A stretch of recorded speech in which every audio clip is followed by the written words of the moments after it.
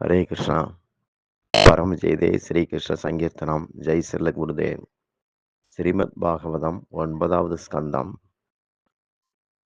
ராமச்சரிதம் பார்த்துக்கிட்டு இருக்கிறோம். ராமபிரானுடைய வனவாசம். சத்சங்கம் அல்லது நாம ஜபம் இதுல இருக்கிற வரைக்கும் மனசு நிலைச்ச மாதிரி இருக்கு. அதை விட்டு விலகினதும் தொடர்ந்து அதுல மனசு நிக்கிறதான்னு பார்க்கணும். ஆரத்தியிலையோ பஜனையிலையோ ஒரு சப்த அதிர்வு அதுல எல்லாம் மூழ்கி ரசிச்சுக்கிட்டு இருப்பாங்க. அது முடிஞ்ச உடனே சில பேர் பேச ஆரம்பிப்பாங்க. அப்ப என்ன அர்த்தம்னா, ஆரத்தி நடக்கிற போதே மனசுல பேசணும்னு ஆசைப்பட்டுக்கிட்டு இருந்திருக்காங்க. ஆரத்தி முடியிற வரைக்கும் பேச முடியாது. முடிஞ்சதும் பேச ஆரம்பிக்கிறாங்க. மனசு அறிவாளிகளுக்கு எப்ப பார்த்தாலும் ஃபியூச்சர்லயே இருக்கும். சோம்பேறிகளுக்கு பாஸ்ட்ல இருக்கு. நடப்புல இருந்தா அதுதான் வாழ்க்கை. சாப்பிடுற போது இது என்னுடைய ஆன்மாவுக்கு பகவான் அருளால கிடைச்சிருக்குங்கிற நெனப்பு வரணும். காய் வாங்குற போது, துணி வாங்கும்போது, எதை செய்தாலும் சரி கிருஷ்ண நெனப்போட, கிருஷ்ண சம்பந்தத்தோட செஞ்சோம்னா, மாய சம்பந்தம் இருக்காது. சொந்த விருப்பங்கள பகவான் நிமித்தமா மாத்துறதுல ஒரு கஷ்டமும் கிடையாது, நஷ்டமும் கிடையாது. பகவானுடைய சித்தம் அப்படிங்கிறது வேணும். லாபமோ, நட்டமோ, மானமோ, அவமானமோ, இகழோ, புகழோ, சுகமோ, துக்கமோ எதுவா இருந்தாலும் பகவான் விருப்பம் அப்படிங்கிற சம்மதத்தோட இருந்தா, மனசு சமாதானமா இருக்கும். மனுஷன் நினைக்கிறதுனாலலாம் எதுவும் நடக்கல. கடவுள் நினைக்கிறாரு. இயற்கை அத நடத்துது. நம்மால நினைக்க கூட முடியாது. கற்பனை வேணா பண்ணலாம். கொஞ்சம் புத்தியால முடிவு எடுக்கிறோம். கணவன் சம பாவனையில இருந்தா, அவனுடைய அறிவு மனைவியா இருக்கும். அதாவது அத்திரி அனசூயாவாட்டம் இருக்கும். அசூயை அப்படிங்கிறது பொறாமையை குறிக்கும். அனசூயா அப்படின்னா பொறாமையற்றவள். பிரத்தியாருடைய நிம்மதியில சுகம் காண்றது. அதுதான் அனசூயா. துக்கத்துல சுகம் காணக்கூடாது. அறிவ களங்கப்படுத்துறது அசூயை. இகபரக உலகத்த கூட அது கெடுத்துரும். பகவான அடையும் பாதையில இறுதியாக இருக்கிறது அசூயை தான். ஒரு பொறாமைக்காரனால கடவுள தியானிக்கவே முடியாது. இதுக்கு ஒரு கதை உண்டு. ஒரு ஏழை பூஜாரி இருந்தான். ஒரு பழைய கோவில்ல அவன் பூஜை பண்றது, இதெல்லாம் பண்ணிட்டு இருந்தான். மக்கள் அவனுக்கு அப்பப்ப தட்சணை கொடுப்பாங்க.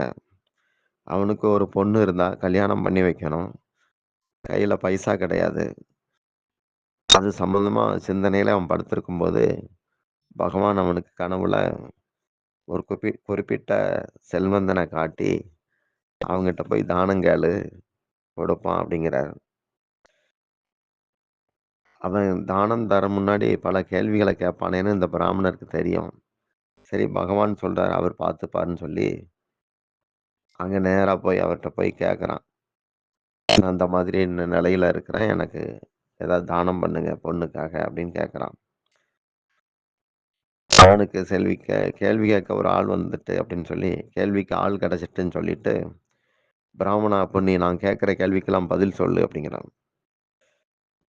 இவன் பயந்து சொல்றான். நான் பகவான் நினப்புல இருக்க முயற்சிக்கிறேன். படிக்காத பிராமணன், ஒண்ணும் தெரியாது. இருந்தாலும் நீங்க கேட்கறதுக்கு பகவான நான் மனசுலயே வச்சிருக்கிறேன். ஏதாவது அவர் பதில் தந்தா அத தருவேன் அப்படிங்கிறான். அப்ப அவன் கேள்வி கேட்டான். உம்முடைய உடம்பு பூரா முடி முளைச்சிருக்கு. ஆனா உள்ளங்கையில மட்டும் ஏன் முளைக்கல அப்படின்னு கேட்கறான். இது ஒரு கேள்வியா? கேள்வினா ஆன்ம நன்மைக்கா கேட்கணும். குதர்க்கமா இருக்கக்கூடாது. அப்ப அந்தணர் என்ன இப்படி கேட்கறான் அப்படின்னு யோசிக்கிறார். அப்போ அவர் நினப்பு கிருஷ்ணார்ப்பணமா இருக்கு. ம். அறிவ இறைவன்ட்ட ஒப்படைச்சு வாழ்றவர். அப்போ ஒரு பதில் வருது. மன்னா எனக்கு தானம் வாங்கி வாங்கி உள்ளங்கையில முடி இல்லாம போயிருச்சு அப்படிங்கிறான். உடனே ராஜா கேட்கறான். அப்ப எனக்கு ஏன் உள்ளங்கையில இல்ல அப்படின்னு கேட்டான். அப்ப இவன் பதில் சொல்றான். நீங்க தானம் கொடுத்து கொடுத்து உள்ளங்கையில அந்த மாதிரி ரோமம் இல்ல அப்படிங்கிறான். சரி, நீங்க வாங்கி வாங்கி இல்ல, எனக்கு கொடுத்து கொடுத்து இல்ல. இங்க சுத்தி கொஞ்சம் மினிஸ்டர்லாம் எல்லாரும் இருக்காங்களே, இவங்களுக்கெல்லாம் ஏன் இல்ல? அவங்க கொடுக்கறதும் கிடையாது, பெறுறதும் கிடையாது. ஆ 2ம் நடக்கல. ஆனா அவங்க கையும் அப்படித்தானே இருக்கு அப்படின்னு கேட்டான். அப்போ இவன் சொன்னான், இந்த பிராமணன், "மன்னா, தானத்த தர்றபோது தனியா தரணும். கூட்டத்துல தரக்கூடாது. பல பேர் பார்க்கும்படி தான் உலகம் வந்து எதையாவது கொடுக்குது. அப்போ பார்க்கிறவன் அவனுக்கு சகிக்க முடியல. கைய பிசைறான். கைய பிசைஞ்சு பிசைஞ்சு அவனுக்கு கை அப்படி ஒண்ணும் இல்லாம இருக்கு அப்படின்னு சொன்னான். இப்போ மன்னன் ஒண்ணும் பேச முடியல. தானம் கொடுத்தாகணும். அப்படி ஆயிட்டான். அ அப்போ அறிவுல வந்து பகவான பிரவேசிக்க விடணும் அப்படிங்கிறது தெரியுது. அப்பதான் பொறாம வந்து வெளியேறும். எதுவும் பகவான் சித்தம் அப்படிங்கிற மனப்பக்குவம் வரணும். ஒரு முறை தேவரிஷி நாரதர் கைலாயத்துக்கு போறார். சிவன் அப்போ நிஷ்டையில இருக்கிறார். பார்வதி நாரதர உபசரிச்சா. பூஜை புனஸ்காரம்லாம் பண்ணியிருந்தா. லட்டு பிரசாதம் இருந்தது. அத கொண்டு வந்து நாரதருக்கு கொடுத்தா. அவர் அத சாப்பிட்டுட்டு, "நல்ல சுவையா இருக்கே லட்டு. ஆனா லட்டுனாலே எனக்கு அனசூயா ஞாபகம் தான் வருது" அப்படின்னு சொன்னாரு. பார்வதி கேட்க, "யார் அது அனசூயான்னு?" கேட்க, "நீங்கலாம் பதிவிரதையா இருக்கீங்கல்ல, அவ மகா பதிவிரதை" அப்படின்னு சொன்னாரு. உடனே இவ அமைதியா போய் சிவன் பக்கத்துல போய் உட்கார்ந்திருக்கா. அவருடைய நிஷ்டை கலையிற வரைக்கும் இருந்தா. நிஷ்டை கலைந்து அவரு எழும்போது பார்வதி வணங்குனா. வீட்டு மனுஷங்க அதிகமா வணங்குறாங்கன்னா, புகழ்ந்தாங்கன்னா, இல்ல சேவை செஞ்சாங்கன்னா, ஏதோ குழி பறிக்கிறாங்கன்னு அர்த்தம். அப்ப சிவன் கேட்கறான், "என்ன தேவி? என்ன ஆச்சுன்னு?" கேட்க, ஏதோ அனசூயான்னு ஒருத்தி இருக்காளாமே, மகா பதிவிரதையாம். நாரதர் சொன்னார், "அந்த விரதத்த கொஞ்சம் பங்கப்படுத்துங்களேன்" அப்படின்னு சொல்றா. "அது நல்லதில்ல" அப்படின்னு இவர் சொல்ல, இந்த அம்மா பிடிவாதம் பண்ண, "சரி உன் விருப்பம் அது முயற்சி பண்றேன்" அப்படிங்கிறார். அடுத்து நாரதர் வைகுண்டம் போனார். அப்ப லக்ஷ்மி கேட்டாங்க, "என்ன ரொம்ப நாளா உம்மை பார்க்க முடியல. இந்த பக்கமே வரல" அப்படின்னு கேட்க, "முன்ன வைகுண்டத்துக்கு வந்தா நல்லா பொழுது போச்சு. இப்ப அனசூயா ஆசிரமத்துக்கு போறேன். அங்க இருந்து தான் இப்ப கூட அங்க இருந்து தான் வாரேன். அங்க போறவங்க வேற எங்கேயும் போக மாட்டாங்க. மனது ஆனந்தமா அங்க இருக்கும்" அப்படின்னு சொன்னார். "அது யாரு அனசூயா? அனசூயா ஆசிரமம் அது என்னது அது?" அப்படின்னு கேட்டா, நாரதர் சொன்னார், "உங்களுக்கு இது கூட தெரியாதா? அவள மாரி ஒரு மகா பதிவிரதைய உலகம் பார்த்திருக்காது" அப்படிங்கிறாரு. சொல்லிட்டு அங்க இருந்து போயிட்டார். அவருக்கு கலகத்துல ஒரு குதூகலம். அப்ப இந்த அம்மா விஷ்ணுகிட்ட யாரோ அனசூயாவாம், பதிவிரதையாம். அப்படி ஒருத்தி உலகத்திலே கிடையாதுன்னு நாரதர் சொல்றார். நீங்க அவளுடைய விரதத்த கொஞ்சம் பங்கப்படுத்துங்களேன். ஏதாவது செய்யுங்களேன் அப்படிங்கிறார். அடுத்து நாரதர் இதே வேலைய சத்தியலோகம் போய் சரஸ்வதிட்டயும் காட்டுறார்.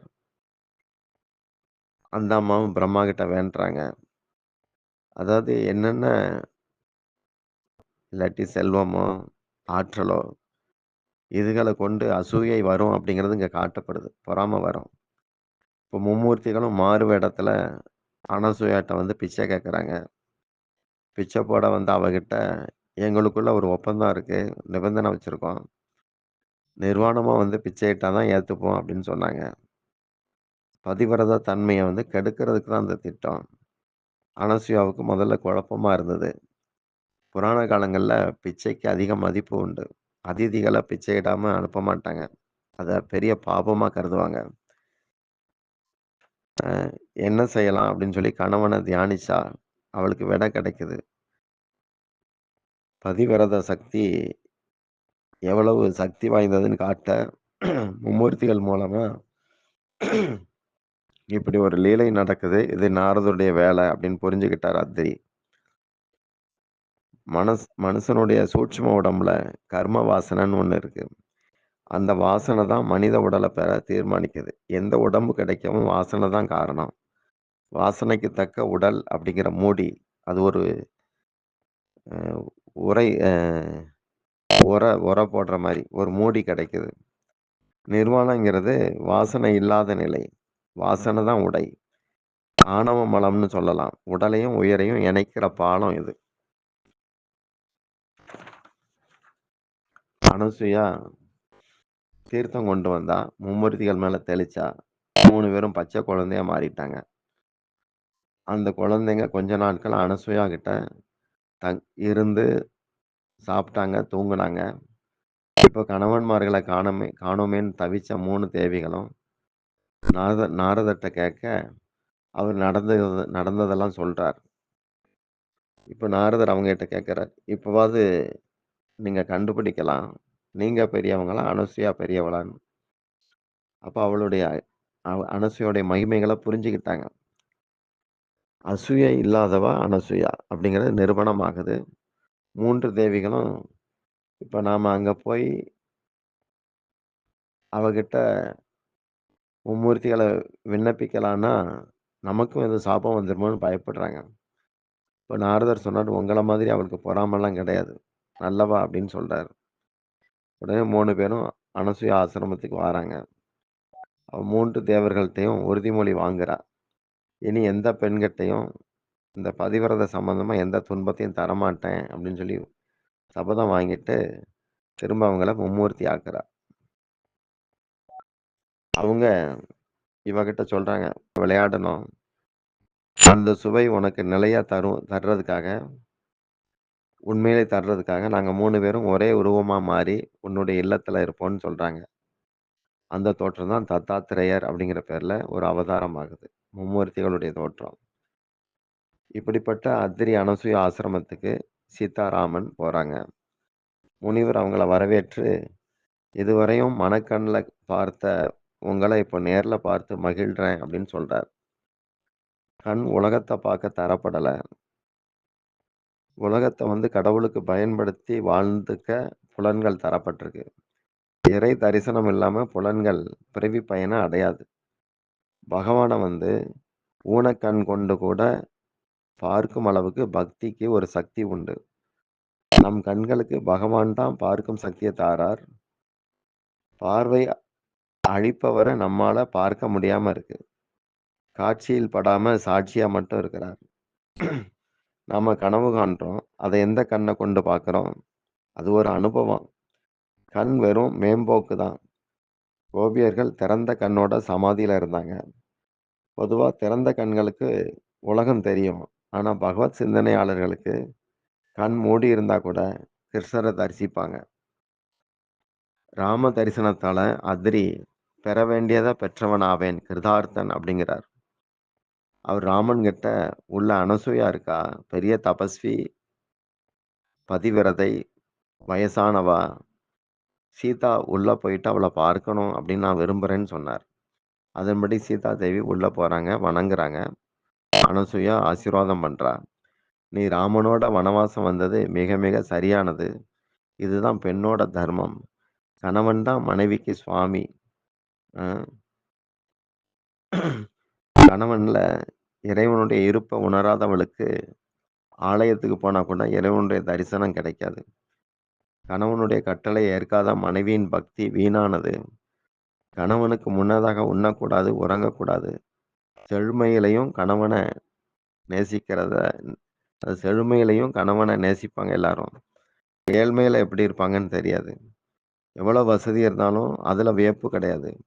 ஒண்ணுமில்லாத போதும் கணவன் மேல அதே நேசம் இருக்கணும். கணவர் எப்படி இருந்தாலும் அவருக்கு சேவை செய்யற பாவனை இருந்ததுன்னா, இம்மை, மறுமை 2மே பெருமைய தரும். சீதாவுக்கு அனசூயா பதி தர்மத்த போதிக்கிறார். உண்மையான பதி இறைவன் தான். அவருடைய பிரதிநிதி கணவன். இப்படி கருதி நடந்துக்கணும். அப்படி நடந்தா கடவுளையே வசப்படுத்த முடியும். அ பதிவிரதைய 3ஆக சொல்றாங்க. கனவுல கனவுல கூட வேற ஒருத்தன நினைக்காதவ உத்தம பதிவிரத. மற்றவன தந்தையாகவோ, சகோதரனாகவோ, பிள்ளையாகவோ காணக்கூடிய தன்மை சில பெண்களுக்கு உண்டு. அவ மத்தியம பதிவிரதை. தனது குல மரியாதைக்காக, குடும்ப மரியாதைக்காக கணவன மதிச்சு நடக்கிறவ பதிவிரதை. அனசூயா சீதாவுக்கு ஒரு ஜோடி கம்மல், ஒரு சேலை கொடுத்தா. இதுகளையெல்லாம் நீ அணிந்துக்க. எத்தன நீராடினாலும் இந்த துணி ஈரமாகாது. இது ஒரு திவ்ய அஸ்திரம் அப்படின்னு சொல்லிக் கொடுத்தா. இதத்தான் பிற்காலத்துல அசோகவனத்துல சீதா பயன்படுத்துறாங்க.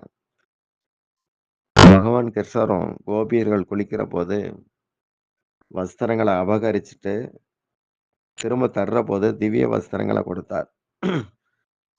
அதுகெல்லாம் நனையாது, எதோடையும் இணையாது. பௌதிக உறவுகளோட இருக்கும்போது, அந்த வஸ்திரம் உடுத்தி இருக்கிறவங்கள, ஒரு தனித்தன்மையோட அது இருக்க வைக்கும். ம். அப்போ அனசூயா சொல்றா, "ஜானகி, நீ பதிவிரதத்த கடைப்பிடிச்சு ராமனுக்கு நிழலாட்டம் இரு. சௌக்கியமா வீட்டுக்கு திரும்புங்க. என்னுடைய ஆசீர்வாதம் இதுன்னு" சொன்னா. அடுத்து அத்திரி முனிவர்ட்ட இருந்து ராமபிரான் விடை பெறுறார். "நாங்க மேற்கொண்டு இந்த வனத்துக்குள்ள போகணும். ஒரு வழிகாட்டி அனுப்புங்களேன்" அப்படின்னு சொன்னார். அத்திரி மனதுக்குள்ள சிரிக்கிறார். உலகத்துக்கே இவர் வழிகாட்டி. தனக்கு வழிகாட்ட ஆள் கேட்கிறாருன்னு மனசுல நினைக்கிறார். அங்கேருந்து கிளம்புறபோது வழியில விராதன் அப்படிங்கிற அரக்கன் வர்றான். அவன பகவான் வதம் பண்றார். அவன் முற்பிறவியில ஒரு வித்யாதரனா இருந்து துர்வாசர் சாபத்தால அரக்கனானான். அவன் இப்ப ராமனை வணங்கி துதிபாடி விடுதலை அடைகிறான். அடுத்து சரபங்க முனிவர் ஆசிரமம் போனாங்க. இவர் ராம தரிசனத்துக்காகவே உயிரை தக்க வச்சிருந்தார். ராமனை பார்த்த பிறகு தீ மூட்டி அதுல உடலை விடுறார். இளம் சரீரத்தோட ஆகாய மார்க்கத்துக்கு பயணமாகிறார். அதுக்கப்புறம் சுதீக்ஷ முனி அப்படிங்கிறவர்கிட்ட போறாங்க. அகஸ்தியருடைய சீடர். எப்பவும் நாம ஜபத்துல இருப்பார். ரொம்ப புத்தி கூர்மை உடையவர் அப்படிங்கிறதுனால சுதீக்ஷ்ணர்னு பேரு. அறிவு உடலை பற்றி இருந்தா அது ஸ்தூல அறிவு. உடலை பற்றி சிந்திக்காத போது அது தீக்ஷ்ண அறிவு, கூர்மையான அறிவுன்னு சொல்லப்படுது. அப்படிப்பட்ட அறிவாளி காமத்துல இருந்து விலகிட்டா அவனுக்கு இறை தரிசனம் கிடைக்கும். ராமன் மாதிரியான, அதாவது ராமன பார்க்கணும் அப்படிங்கிற அறிவு கொண்ட முனிவர்கள் இருக்காங்களே, அவங்க அத்தனை பேரும் லென்ஸ் மாதிரி, குவி கண்ணாடின்னு சொல்லுவாங்கல்ல, லென்ஸு. எல்லா இடத்துலயும் சூரிய ஒளி இருக்கு. ஆனா அந்த குவி கண்ணாடி என்ன பண்ணுது? அந்த ஒளிய மொத்தமா குவிச்சு நெருப்பா மாத்துது. இதே மாதிரி ராமன் தரிசிக்க போன முனிவர்களும் சரி, இல்ல ராமன பார்க்க வந்தவங்களும் சரி, அவங்கெல்லாம் எங்கும் நிறைந்த இறைவன மக்களுக்கு தரக்கூடிய சக்தி வாய்ந்தவங்களா இருந்தாங்க. இந்த சுதீக்ஷ்ணர் அகஸ்தியருடைய சீடர். அகஸ்தியர்ட்ட கற்று முடிச்சு கிளம்புறபோது குருதட்சணை என்ன வேணும்னு கேட்டார். எப்பவாவது இறைவன நீ பார்த்தா எனக்கும் அவர தரிசனம் பண்ண வை அப்படின்னு சொன்னார்.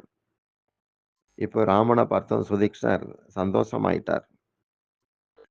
அ ஏன்னா ராமன் மட்டும் இல்ல, சீதா வராங்க, லக்ஷ்மணன் வராங்க. அப்போ அகஸ்தியர் பக்கத்துல தான் ஆசிரமத்துல இருக்கிறார். அவர தேடி போறார். முதல்லே ஓடி போயிட்டு சொல்றார். குருதட்சணை ரொம்ப பிந்திட்டு, இப்பதான் உங்களுக்கு நான் தரப்போறேன் அப்படின்னு சொல்லி எடுத்து சொல்றார். ராமபிரான் வந்தத சொல்றார். உண்மையிலே அங்க அகஸ்தியர் சீடர்களுக்கு ராமநாம மகிமையை தான் விளக்கி பேசிக்கிட்டு இருந்தார். அப்படின்னா அக்னி. அதுல மறைஞ்சிருக்கிற அகாரம் வந்து சூரிய பீஜம். அப்படிங்கிற சப்தம் சந்திர பீஜம்.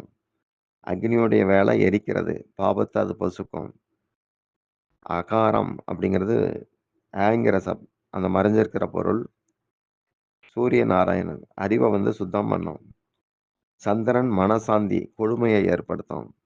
ஓங்காரத்துல இருக்கிற மகிமை, திவ்ய ஆற்றல் ராமநாமத்துல மறைஞ்சிருக்கு. இப்படி விளக்கிக்கிட்டு இருந்தார் அகஸ்தியர். அந்த சமயம் தான் சுதீக்ஷர் ஓடி வந்து குருவ பணிஞ்சு, அ இந்த மாதிரி யாருடைய நாமத்துக்கு நீங்க பொருள் சொல்லிட்டு இருக்கீங்களோ, அதே சரி ராமபிரான் தன்னுடைய தம்பி, துணைவியாரோட வந்துகிட்டு இருக்கிறாருன்னு சொன்னார். அகத்தியர் உடனே எழுந்து பகவான தரிசிக்கிறார். அவங்க கொஞ்ச நேரம் பேசிட்டு இருக்கும்போது தூரத்துல எலும்பு குவியல் இருந்தது.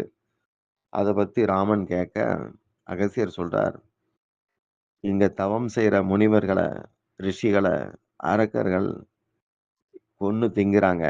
இதெல்லாம் அவங்களுடைய எலும்பு தான் இது" அப்படின்னு சொன்னார். அப்ப ராமனுக்கு கண் கலங்குது.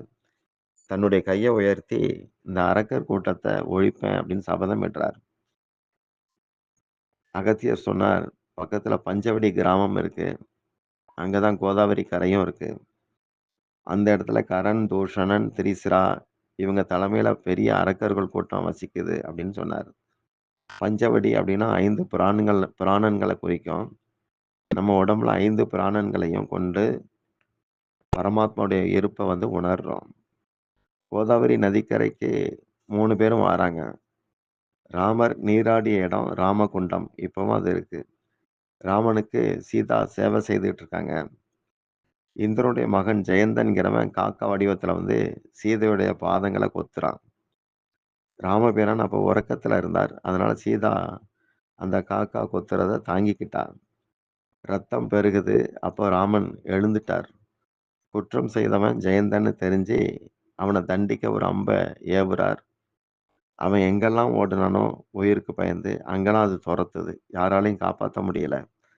இப்ப பயத்தோட மயக்க கலக்கத்துல வந்து ராமன் பாதத்துல வந்து விழுந்தான். வணங்குற மாதிரி கீழ கிடக்குறான். கால பரத்தி விழுந்தான். அதோடைய தல சீதா பக்கம் இருக்கு. கால் ராமர் பக்கம் கிடந்துச்சு. தாயுள்ளம் கொண்ட சீதா அந்த காகத்தோட தலைய ராம பாதத்தை நோக்கி திருப்பி போட்டா. அப்ப ராமர் சொன்னார், "இவன மன்னிக்க முடியாது. அதற்குண்டான தகுதி இவனுக்கு இல்லன்னு" சொன்னார். சீதா மெதுவா சொல்றாங்க, "உங்களுக்கு மன்னிக்கிற தகுதி உண்டே. அவனுக்கு தானே இல்ல. உங்களுக்கு இருக்குதே" அப்படின்னு சொன்னா. இதெல்லாம் ராமன் அந்த காகத்துடைய ஒரு கண்ண மட்டும் போக்கி தண்டிக்கிறார். மீதி நாளைக்கு பார்க்கலாம்.